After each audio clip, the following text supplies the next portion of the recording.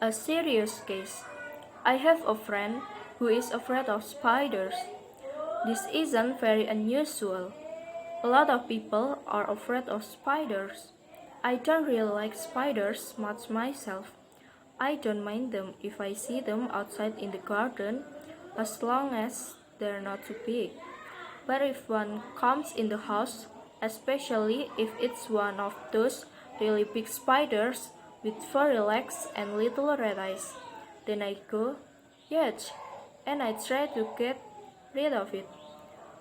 Usually, I'll use a brush to get rid of the spider, but if I feel brave, then I'll put a glass over the top of it, slide a piece of paper under the glass, and then take it outside.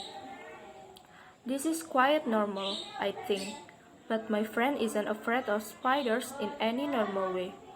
She isn't just afraid of spiders. She is totally, completely, and utterly terrified of them. When my friend sees a spider, she doesn't just go, oh, or run away or ask someone else to get rid of the horrible, creepy crawly. No, she screams as loud as she possibly can. She screams so loud that her neighbors worry about her and think about calling the police.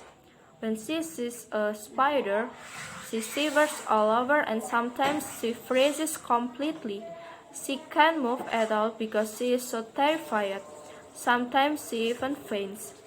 But my friend had a surprise for me when we met for coffee last week. Guess what? She asked me. What? I said. I've got a new pet. Great, I said. What is it? A dog? A cat? No. A budgie? No. A rabbit? No. What then? I've got a pet spider. I don't believe you. It's true. I decided that it was time I did something about my phobia. So I went to visit a doctor, a special doctor, a psychiatrist. This psychiatrist specializes in phobias, helping people who have irrational fears to get better and live normally. He told me I suffer from arachnophobia. It's an irrational fear of spiders, he said. About 1 in 50 people suffer from a severe form of arachnophobia. It's not very uncommon. Thanks, said my friend, but that doesn't help me much. There are lots of different ways we can try to cure your phobia, said the psychiatrist. First, there is traditional analysis. What does that mean? Asked my friend. This means lots of talking. We try to find out exactly why you have such a terrible fear of spiders. Perhaps it's linked to something that happened to you when you were a child. Oh dear, said my friend. That sounds quite worrying. It can take a long time, said the psychiatrist. Years, sometimes, and you can never be certain that it will be successful. Are there any other methods? Yes, some psychiatrists use hypnosis along with traditional analysis. My friend didn't like the idea of being hypnotized. I'm worried about what things will come out of my subconscious mind, she said. Are there any other methods? Well, said psychiatrists, there is what we call the behavioral approach. What's the behavioral approach? Asked my friend. Well, said the psychiatrist, it's like this. The psychiatrist got out a small spider from his desk.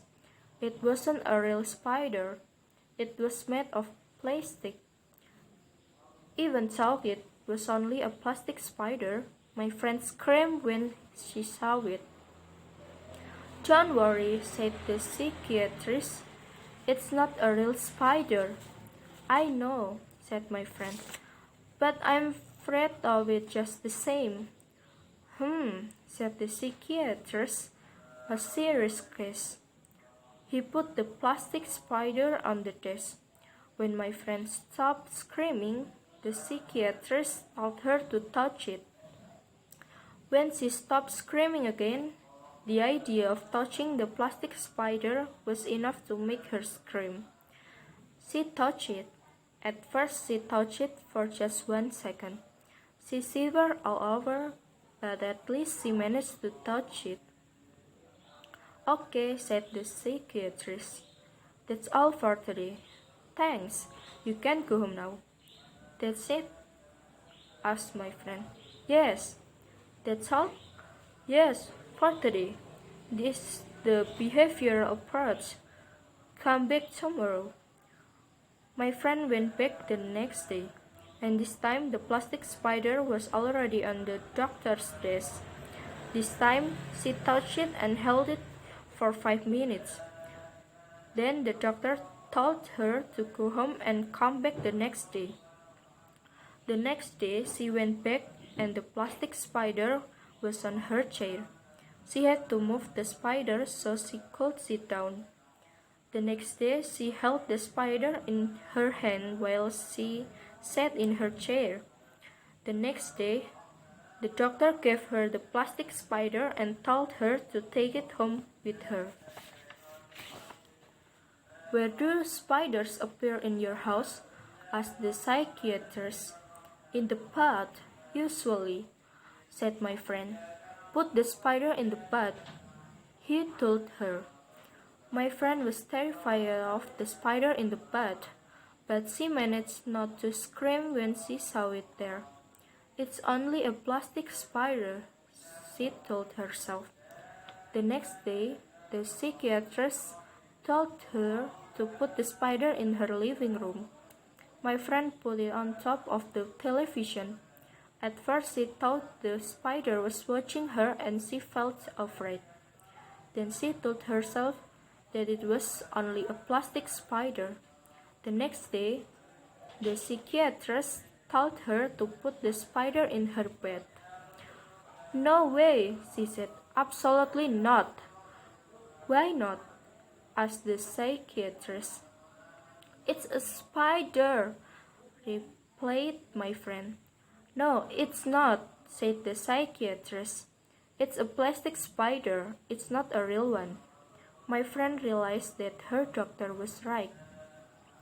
She put the plastic spider in her bed and she slept there all night with it in her bed.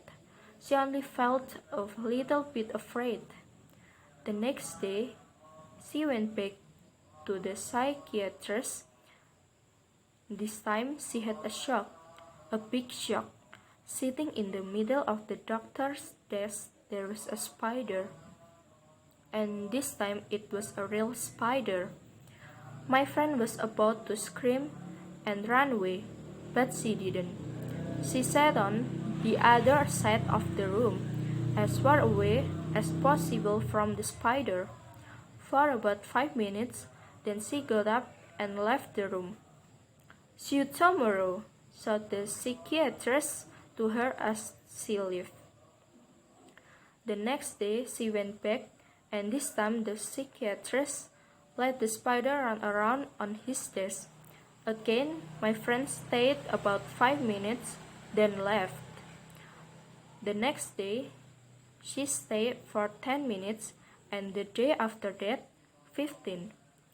Eventually, the psychiatrist held the spider, the real spider, with long furry legs and little eyes, in his hand. He asked my friend to come and touch it. At first she refused, but the doctor insisted.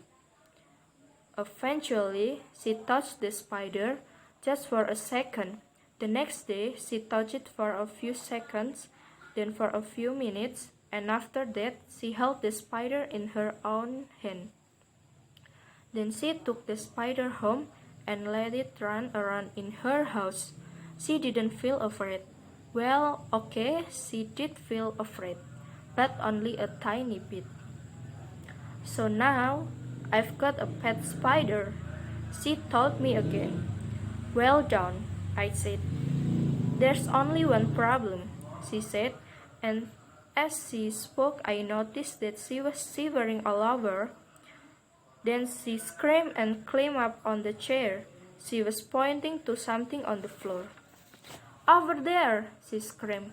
Look, it's a beetle. Chris rose.